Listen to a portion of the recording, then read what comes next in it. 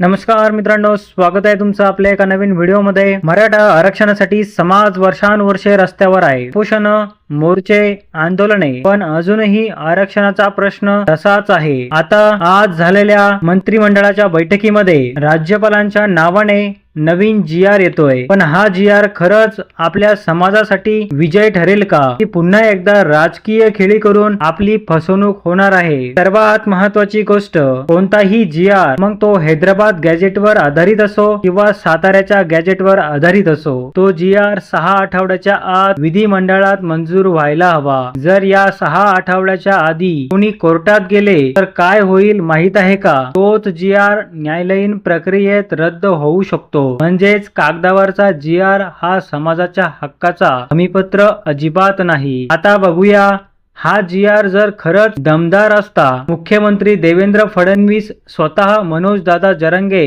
यांना भेटायला गेले असते, पण तसं न करता मराठा आमदारांना हा मसुदा दादांपर्यंत पोहोचायला त्यांनी पाठवलं। हेच दाखवून देतं या GR मध्ये काहीतरी गडबड आहे, काहीतरी लपवलं जातंय। समाजाला शांत करण्यासाठी ही नवीन युक्ती आहे, खरी हमी नाही। आपण विसरलो नाही वाशीला दिलेलं आश्वासन, दिलेला शब्द, पण शेवटी झालेली फसवणूक आज पुन्हा तसंच होतंय का? आपल्याला दाखवलं जातंय कागदावरचं स्वप्न, पण प्रत्यक्षात तोच कागद कोर्टात जाऊन रद्द होऊ शकतो। म्हणून सावध रहा। कागदावरचा GR ही अंतिम लढाई नाही, हा लढा अजून सुरूच आहे।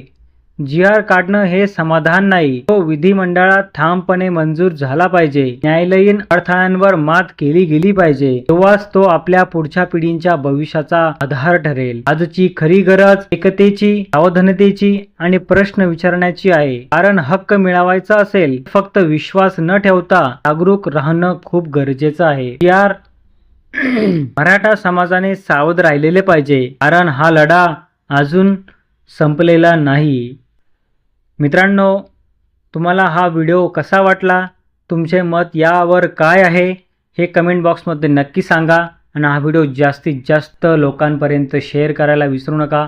भेटूया अशा एका नवीन व्हिडिओमध्ये, तोपर्यंत धन्यवाद।